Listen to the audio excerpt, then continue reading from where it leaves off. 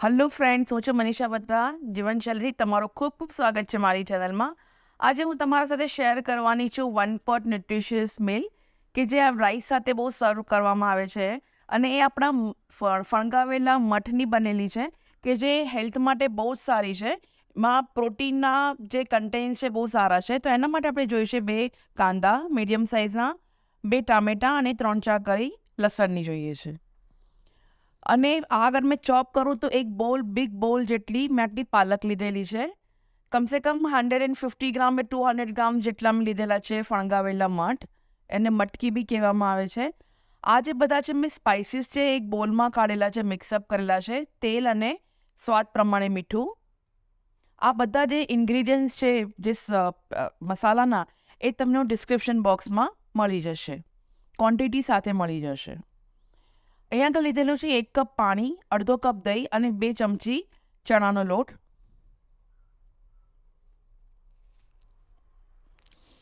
અહીંયા આગળ એક કુકરમાં મેં કમસે કમ 3-4 ચમચી જેટલું મેં તેલ લીધેલું છે.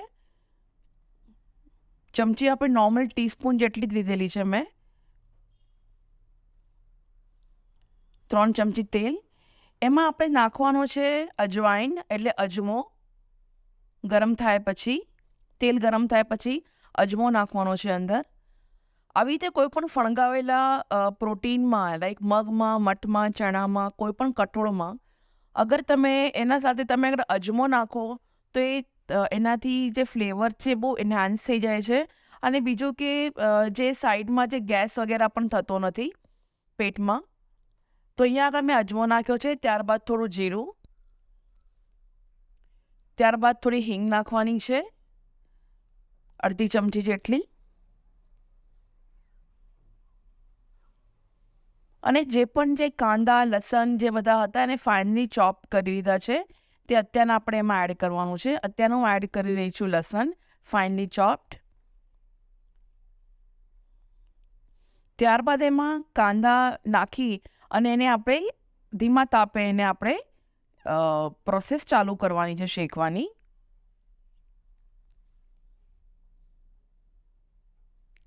કાંદા નાખીને એને સ્લાઇટલી બ્રાઉન થાય ત્યાં લગીને એને સોતે કરવાના છે.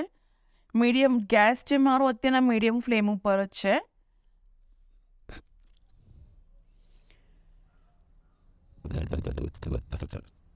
જ્યારે આવી રીતે બ્રાઉન થઈ જાય કાંદા, ત્યારબાદ એમાં 2 ચમચી જેટલું બેસન નાખવાનું છે. વચ્ચે જુઓ તો તેલ જોઈ રહ્યા છો ત્યાં જ બેસન નાખવાનું છે. અને આપણે એને અનિયન સાથે જ આપણે એને શેકવાની જે પ્રોસેસ ચાલુ કરવાની છે. કમસે કમ આ પ્રોસેસ બ્રાઉન થતાં, બેસનને બ્રાઉન થતાં minimum it will take 2 to 3 minutes. એટલે બેસન નાખવાથી જે ગ્રેવી થશે એ બહુ એમાં એમાં એક થિકનેસ, એક બાઇન્ડિંગ માટે બહુ એક સારું એક એજન્ટ છે બેસન. તો એનાથી ગ્રેવી છે નાઇસ, એને ટેક્સચર મળી જશે. એટલા માટે આવી રીતે બેસન નાખો તો બહુ સારું, ટેસ્ટ બહુ સારો આવે છે.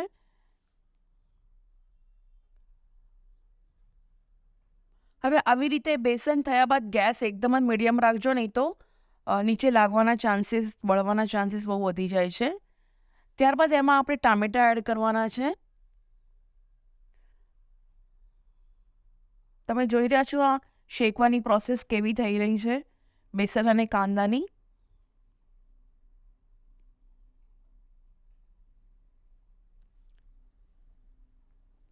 હવે એમાં એડ કરવાના છે સમારેલા ટામેટાં.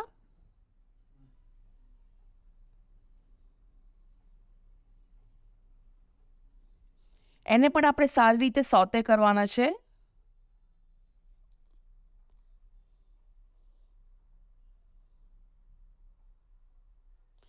આ પ્રોસેસમાં તમારે થોડું એ વખતે થોડું સ્લાઇટલી મીઠું નાખી દેવાનું. જ્યારે પણ તમે આવી રીતે કોઈ પણ ખાવાનું બનાવતા હોય તો ટામેટાં નાખો ત્યારે એમાં મીઠું નાખી દેવું, તેથી ટામેટાં બહુ જલ્દી સોફ્ટ થઈ જશે. અત્યારે મેં થોડું પાણી નાખ્યું બિકોઝ એમાં થોડુંક ડ્રાયનેસ વધી ગઈ હતી એટલા માટે. હવે હું મારા બધા સ્પાઇસીસ નાખું છું. સ્પાઇસીસ નાખી દીધા પછી તમે જોઈ રહ્યા છો કે એમાં પાણી થોડુંક એમાં જોઈશે, તો એમાં આ વખતે થોડુંક મસાલા શેક્યા પછી એમાં પાણી એડ કરજો, તો એનાથી મસાલા નીચે લાગી નહીં જાય. પણ એ બરાબર શેક્યા પછી કરજો, લાઈક તેલ છૂટ્યા પછી મસાલામાંથી. એમાં મેં 1 કપ જેટલું પાણી નાખેલું છે.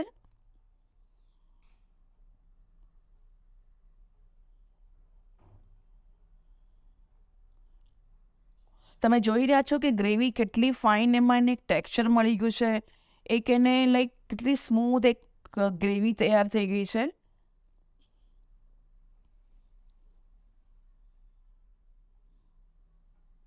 ફ્રેન્ડ્સ, આ એટલી સારી લાગે છે રાઈસ સાથે. આ શાક બહુ જ મસ્ત, શાક બોલો યા દાલ બોલો, બહુ સરસ લાગે છે. હવે એમાં આવી રીતે આપણે એમાં પાલક એડ કરવાની છે. ત્યારે પહેલાં દહીં એડ કરવાનું છે. દહીંથી એક તો એમાં ટેંગીનેસ સારી આવશે અને એનો કલર પણ સારો આવશે અને એક ટેસ્ટ, એક ક્રીમી ટેસ્ટ એમાં આવે છે આ દાળમાં, કે જે ખૂબ જ સારો લાગે છે.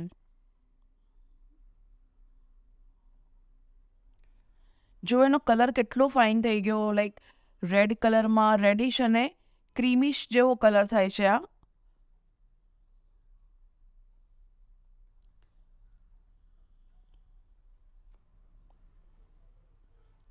અત્યારમાં તમે સ્વાદ પ્રમાણે મીઠું એડ કરી શકો છો. મેં પહેલાં ટામેટા વખતે બી થોડું એડ કર્યું હતું મીઠું, અને અત્યારના પણ આ સ્ટેજ પર હું મીઠું નાખું છું. હું ઓલવેઝ સેંધા નમક જ યુઝ કરું છું ખાવાનામાં. તમે તમારા ચોઇસ મુજબ તમે કોઈ પણ સોલ્ટ યુઝ કરી શકો છો, pink salt your regular salt or આવી રીતનું સેંધા નમક. હવે તેમાં એડ કરો સ્પ્રાઉટેડ મોઠ, એને મટકી કહેવામાં આવે છે, કોઈ મઠ પણ કહે છે. કમસે કમ અહીંયા મેં 200 ગ્રામ જેટલા મેં લીધેલા છે. અને આ જ વખતે આપણે પાલકને પણ ચોપ કરીને એમાં એડ કરી દેવાની છે એમાં.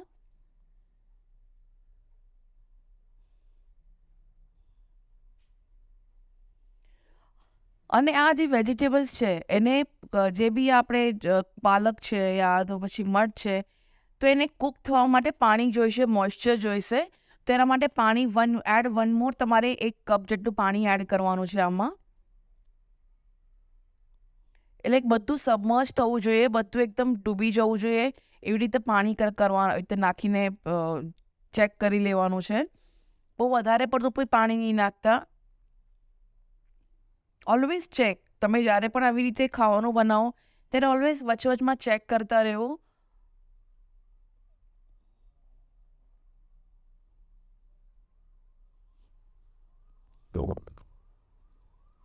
ત્યારબાદ એને કુકરને આવી રીતે જ્યારે બી સ્ટીમર લાઈક એનું જ્યારે બી બોઇલિંગ સ્ટેજ આવી જાય ત્યારે કુકરને બંધ કરી અને મિનિમમ 2 to 3 વેસલ એને કરજો. 2 વેસલ આઈ થિંક બહુ થઈ ગઈ. મીડિયમ ફ્લેમ પર 2 વિસલ કર્યા બાદ થોડું જાતે જ એની એર લાઈક એકદમ ઠંડુ થઈ જાય કુકર, પછી જ તમે એને ખોલીને તમે જોઈ શકો છો કે તમે કેવી રીતે આ પ્રોસેસ ચાલુ છે. આ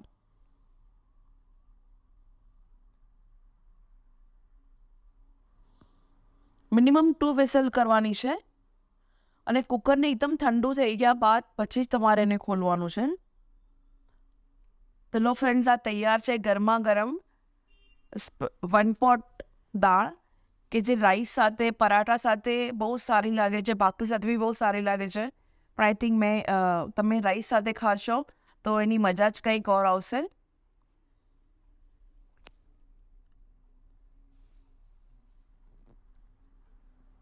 જોઈ રહ્યા તમે ટેક્સચર જોઈ રહ્યા છો, કેટલું સરસ ટેક્સચર છે. તો લો ફ્રેન્ડ્સ, આ તૈયાર છે ગરમા ગરમ દાળ, અને તમે રાઈસ સાથે તમે સર્વ કરો. ડિનર, લંચમાં બહુ જ સારી લાગે છે આ. તમે પણ ખાઓ, તમારા ફેમિલીને બી ખવડાવો અને એન્જોય કરો. તો આપણે મળીએ નેક્સ્ટ રેસિપીમાં. Till then, by.